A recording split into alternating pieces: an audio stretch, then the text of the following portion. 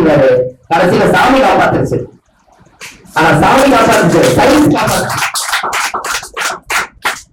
எப்படி அந்த காலத்துல தவளை வச்சிருக்காங்க இல்லையா? அப்ப குளத்துல குடிச்சா இவ்வளவு பெரிய சக்தி. அதனாலதான் ஒரு பொண்ணு கல்யாணம் ஆகலினா ஆற்று நீர், ஊற்று நீர், பனி நீர், கடல் நீர், குளத்து நீர், கிணறு, கிணத்து நீர், குளத்த ஊற்று நீர், இந்த 5 நீரை எடுத்து ஒரு நாள் அந்த பொண்ணோட ஜென்ம நட்சத்திரம் தண்ணிக்கு ஊற்றி அப்படி ஊற்றிட்டு பொண்ணு பொங்கல சாய்வு வந்தாங்கன்னா பஞ்சமூல தோசை நிவர்த்தி ஆகிற அந்த பொண்ணு கல்யாணம் எப்படி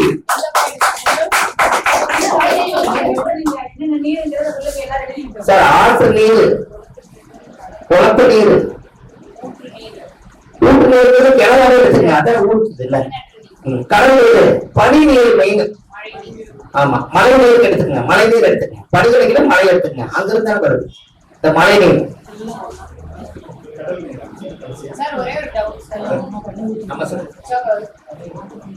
சூரியன் செவ்வாய் சேர்ந்தா வந்து நர்ஸுக்கு ட்ரெஸ் வாங்கி தரணும்னு கொண்டு சனி கேது ஒரு பெண் ஜாதகத்துல சேர்ந்திருந்தா கரடி பார்த்துட்டு வரணும். கரடி போல பார்க்கணும். சனி கேது சேர்ந்தாலே கடன், அதிகமான கடன், மன உளைச்சல், நெருக்கடி, சோகம் ஜாஸ்தியா அவங்களுக்கு.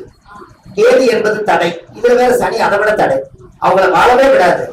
இந்த சனியும் கேதும் வந்து ரோமத்திலேயே இருக்கிற மிருகம் பெரிய மிருகம் இது. என்ன நேரம் சனி, என்ன நேரம் ரோமம் வந்து அதிகமா இருக்கிறது கரடி. அப்ப அதுக்கடுத்த சனி கேது இருக்குது. அதோட பார்வை நம்ம மேல பட்டா அந்த தோஷம் பத்தியா எப்படி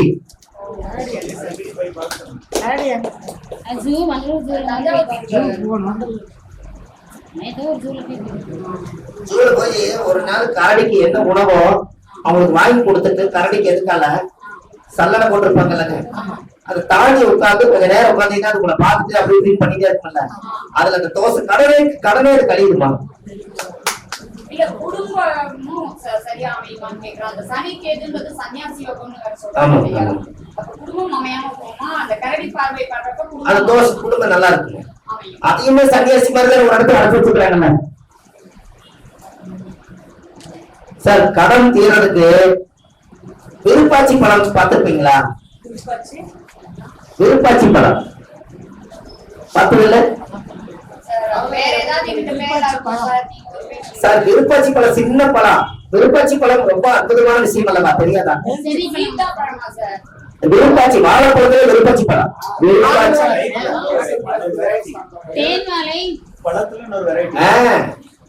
சின்னதா இருக்கும் விருப்பாச்சின்னு சொல்லுவோம். இலக்கி வாழைங்க ஐயா, அதுக்கு இன்னொரு பேர் வாழைப்பழம் தான் விருப்பாச்சி. பாத்துக்கீங்களா? பம்சல் எல்லாம் கொடுப்பாங்கல்ல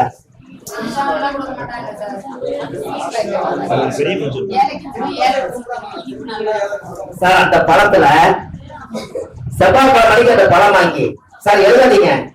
செவ்வாய்க்கிழமை மணிக்கு அந்த பழம் வாங்கி அவரு இந்த கல்கண்டு, முந்திரி பருப்பு எல்லாம் போட்டு நல்லா பிசைஞ்சு கந்தசஷ்டி கவசம் முருகனுக்கு போய் அபிஷேகம் பண்ணி கந்தசஷ்டி கவசம் படிச்சுட்டு செவ்வாய்க்கிழமை மணிக்கு அந்த பஞ்சாமிரத்தை எடுத்து கொடுப்பாங்க. அதை கொண்டு வந்து வெளியில எல்லாத்துக்கும் அதை கொடுப்பீங்கன்னா கரண் அனுகூல அனுகூல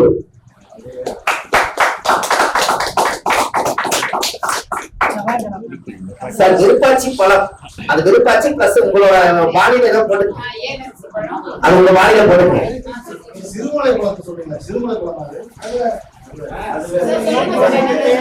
எங்க ஊர் சைடு விருப்பாச்சி பழம் தான் சொல்லுவாங்க. நான் அது அபிஷேகத்துக்கு என்னென்ன போடுவீங்க சார்? பழனி மலை முருகன் கோயில்ல இன்னைக்கு சித்தநாதருடைய அபிஷேகம் நீங்க சாப்பிடுறது கெடாம போறதுக்கு காரணமே விருப்பாச்சி பழம் போட்டு அபிஷேகம் பண்றதுனாலதான். அப்ப கடல் தீவம்னா விருப்பாச்சி பழம் அபிஷேகம் சாப்பிடலாமே. புரியுது உங்களுக்கு? விருப்பாச்சி பழத்துக்கு அந்த பவர். ஏன்னா அந்த காலத்துல அதுக்கப்புறம் தான் வாழைப்பழம், தேன் பழம், மோரிஸ் பழம், நேந்திர பழம் இதெல்லாம் வந்தது. ஆதி காலத்துல விருப்பாச்சி பழம் அது சரியான பவர். அது ஏதாவது கிடைச்சதுன்னா ஒரு சீப்போ 2 சீப்பு வாங்கி நல்லா கரைசி அதுல கல்கண்டு, முந்திரி, திராட்சை, ஏலக்காய் எல்லாம் போட்டு நல்லா கருப்பு சக்கரை எல்லாம் போட்டு கலக்கி நல்ல ஒரு குண்டாவை எடுத்து போய் செவ்வாய்க்கிழமை அன்னைக்கு சஷ்டி திதி அன்னைக்கு போய் நல்லா அபிஷேகம் பண்ணி அதுக்கு ஒரு அலங்காரம் பண்ணி சாமி கும்பிட்டு கந்த சஷ்டி கவசம் எடுத்து படிச்சுட்டு வர சொன்னீங்கன்னா அன்னையோட இருக்கும். சார் இதெல்லாம் கொஞ்சம் வித்தியாசமா இருக்கா அப்படி என்ன சார் ஒண்ணும் கேட்க மாட்டேங்குது. எழுதுற மோசம் இருக்கு எப்படி சொல்லுங்க.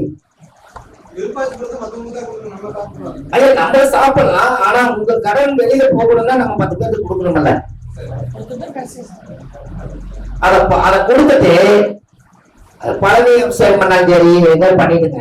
இந்த முடி எடுக்கிறாங்க பாத்தீங்களா, குழந்தைக்கு முடி ஒரு 10 50 பேர் 100 பேருக்கு எடுப்பாங்க ஒரு கோயில்ல.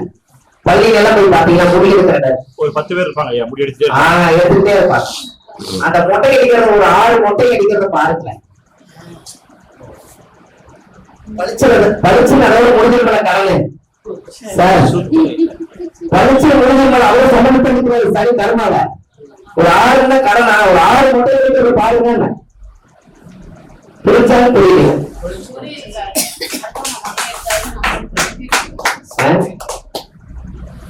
சார். என்ன சார் சார் மொட்டை அடிக்கிறது மட்டும் இல்ல, மொட்டை அடிச்சா என்னன்னா சம்பளம் பூசுறாங்கல்ல, அது எது பூசுறாங்க அப்புறம்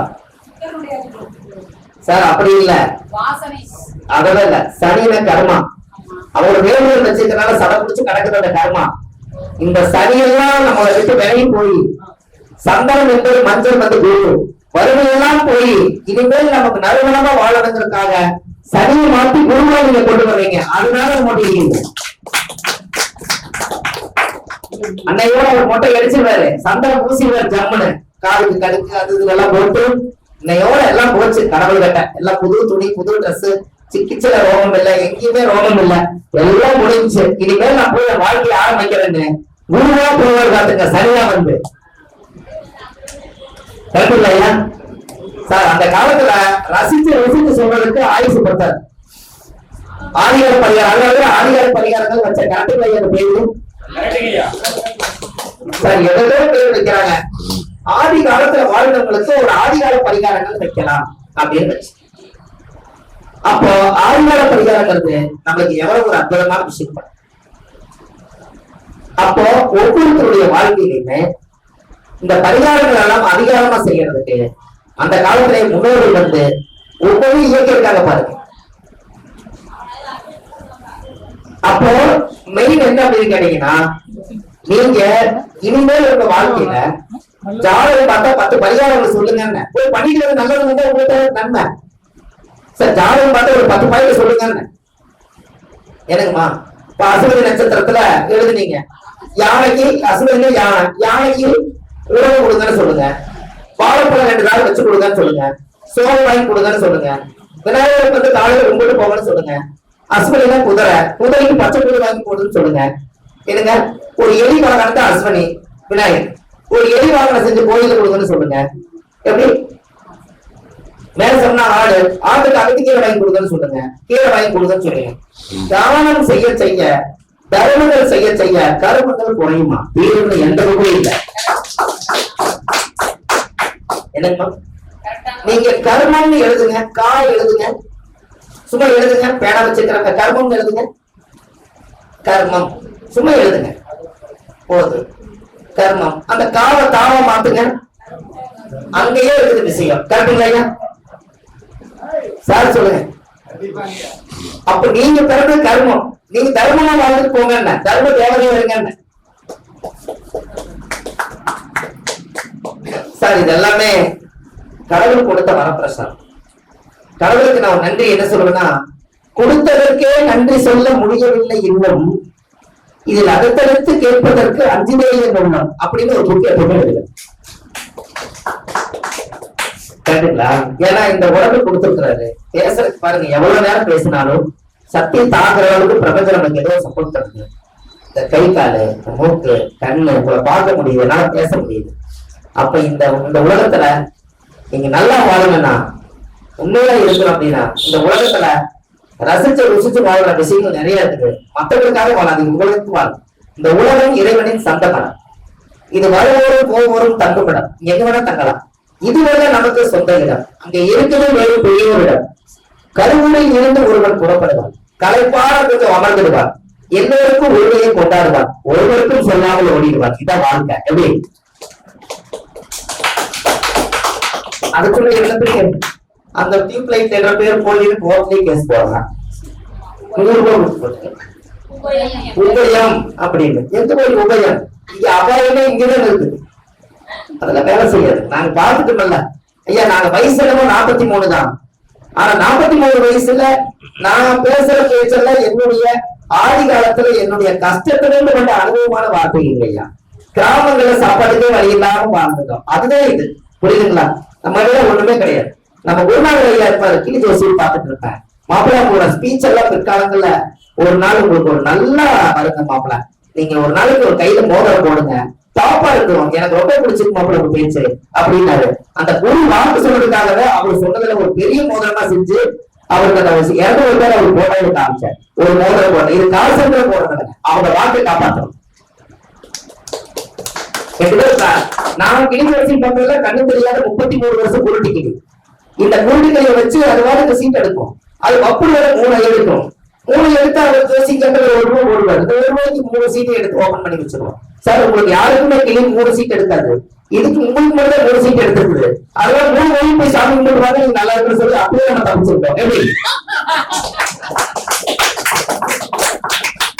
அதுக்கு கண்ணு தெரியாதுங்கிறது எனக்கு மட்டும்தான் தெரியும். முதல்ல அவரு இங்க வந்தாரு இல்லைங்களா, அதுக்கு கண்ணு தெரியாது. ஆளுக்கு நிறைய பொறுத்து என்ன பிடிச்சு இருந்தாலும் வெளியில வந்து நின்னாலும் இப்படின்னு பார்க்கும். அதுக்கு அதோட வேலை என்னன்னா, அது கொத்தி ஒரு சீட்டை எடுத்து கேட்கறானே, என்ன வந்து எடுத்து கொடுத்து போயிடலாம் உள்ள வற்புல இருக்கு. அது ஆங்காரமா இருக்கும் 3 எடுத்து அவன் கேட்பான். அந்த கேட்பாரு, இன்னும் எல்லாம் இப்படி இருக்குது, கிளி வளர்த்து எப்படி நீ லட்சமா வச்சுக்கிற? கிளி வந்து 3 எடுத்துருக்குதுங்க சார். உங்களுக்கு அதிர்ஷ்டம், யாருக்கு இப்படி எடுத்தது இல்ல, உங்களுக்கு எடுத்துருக்குது. நீங்க அதனால என்ன பண்றீங்க, இந்த 3 ஓபன் பண்ணலாம்னா அது லட்சுமி வரும், விநாயகர் வரும், ஒரு முருகன் வரும். இந்த 3 தெய்வம் உங்களுக்கு துணையா இருக்குது. தொட்டு அப்போ சொல்லி அது ஒரு சொல்லுங்கள். அப்ப இந்த வரிகளை எப்படிங்க சார் எங்க வாழ்க்கையில அப்படியே சொல்றோமா சார்? இந்த இடத்துல நீங்க பெரிய மன்னோட ரதியே உட்கார்ந்து அவர் எல்லாம் கொஞ்சம் டீசெண்டா மனிதன் நான் நினைச்சா ஏன் இப்படி பேசுறேன்னு நினைக்க வரீங்க. இந்த உலகத்துல யாருமே பணக்கார கிடையாது. நீங்க அதை யோசிச்சுங்க. யாராவது பணக்கார கையுங்க சார்? பணக்கார உலகத்துல யாரும் சொல்லுங்க, யாருமே இல்ல. பணக்காரே கை காட்டுங்க. ரைட்டு, அம்பானியோட அப்பா ஜீரோ பாயிண்ட் தானே. அப்ப யார் பணக்காரு? ஆனா அப்படி விட மாட்டா சார் யாரையும்.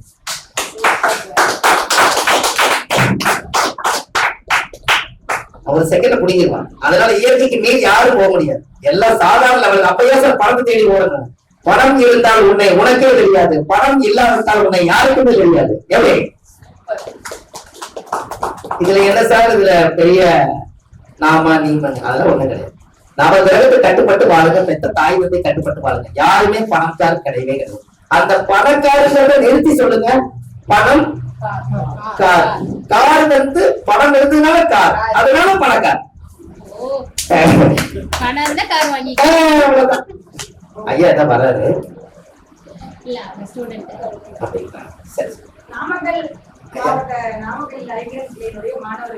ஐயா வணக்கம் ஐயா, ரொம்ப சந்தோஷம் ஐயா நீங்க வந்தது. பணம் இருந்தால் பணம் சேர்த்து சொல்லுங்க.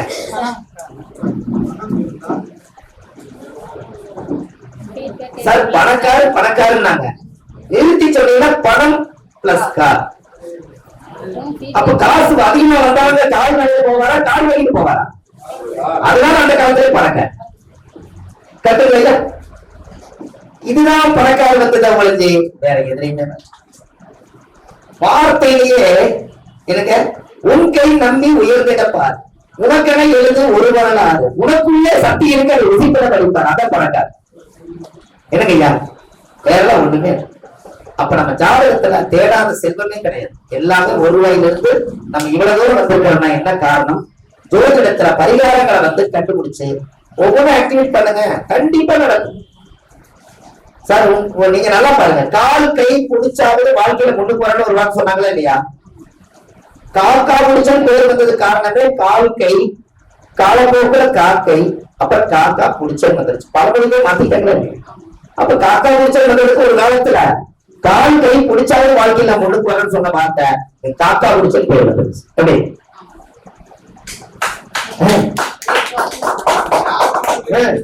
ஊரமொழி ஊட்டி வளர்த்துனா தமிழ தானா வளருமா?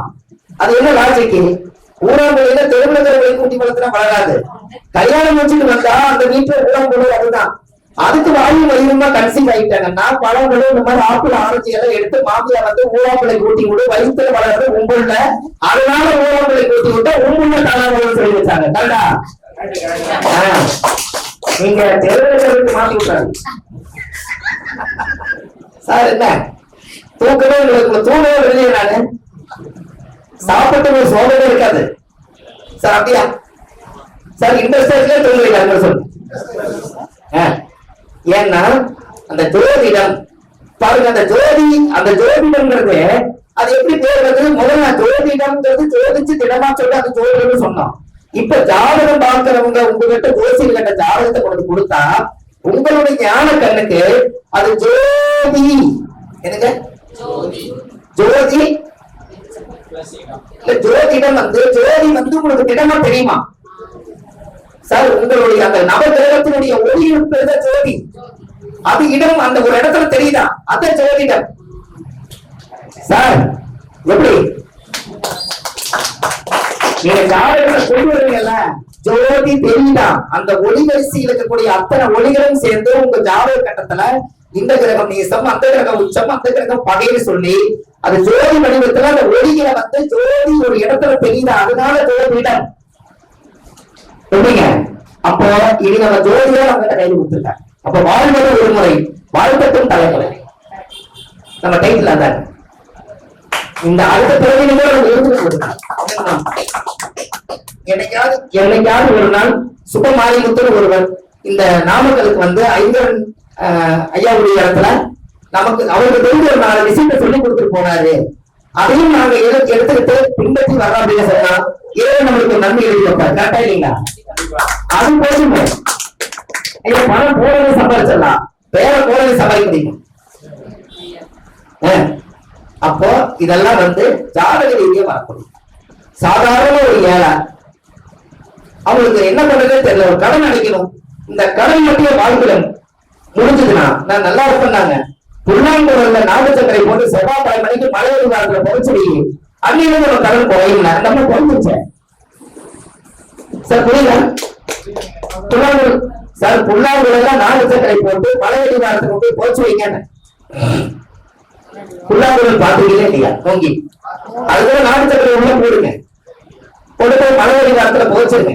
முருகன் கோயில் பக்கத்துல மேல ஒரு கருப்பட்டியோ அல்லது அந்த கருப்பு சக்கரையோ துணி போட்டு மண்டலுக்கு ஒரு 6 விளக்கு வச்சு சாமி கும்பிட்டுலாம். இன்னையோட என் கடை போகுது மனதோட வந்து சார் உங்க கடனை அடக்கம் பண்றீங்க மறந்துடக்கூடாது. 6 விளக்கு மேல ஏத்திக்குவாங்க சார். 6ஆம் கடன் சார். கடனை அடக்கம் பண்றீங்க மறந்துடக்கூடாது. நல்லா யோசிச்சு பாருங்க. புரியுதா? எத்தனை இருக்குது? Very good. கடன் எத்தனை மேடம்? அதனால அதுல வைங்க. என்ன 6 முருகன் கோயில்கள் கந்த சஷ்டி 6 உடைய இது சார். கரும்பு சக்கரை கருப்பட்டி என்ன கிரகம்? கரும்பு சக்கரையும் கருப்பட்டி என்ன கிரகம் சார்? கருப்பட்டி என்ன கிரகம்? இல்ல குரு குரு சார். மண்டபம் என்ன சார்? மண்டபம் என்ன? செவ்வாய். சாரி சார், எல்லா கிரகத்தையும் செவ்வாய் எல்லாம் போய் செவ்வாய் வச்சிருக்காங்க நம்ம புதுசா. செவ்வாய் சார். உலக சூரியன் அல்லவா சார்? தலை சூரியன் அல்லவா? மண்டபம் எல்லாமே பேர் இல்லை நம்ம ஊர்ல. மண்டபம் தலை யாரு? சூரியன் தானே. அதைய உடைச்சு தானே உங்களுக்கு சக்கரை கருப்பட்டி எல்லாமே வருது. உடைச்சவங்க எல்லாம் பண்ணிடுறீங்க. அப்ப உங்களோட கடன் யாருடைய கடன்? சூரியன் தான் தந்தை வழி கடன். அந்த தந்தை வழி கடனுக்கு தான் சக்கரைய கருப்பு சக்கரைய அதை உதுத்து எல்லாம் குட்டி விட்டீங்கன்னா அப்படியே எறும்பு வரும். ஆஹா, இன்னைக்கு யாரோ ஒருத்தர் வந்து இவ்வளவு நாள் இல்லாம இன்னைக்கு யாரோ ஒருத்தர் உணவு கொடுத்திருக்காங்க, பிரமாதமான உணவு, நம்ம எல்லா இனத்தையும் கொடுக்கணும்னு சொல்லி ஆயிரக்கணக்கான எருதுகள் வந்து சாப்பிடுவோம்.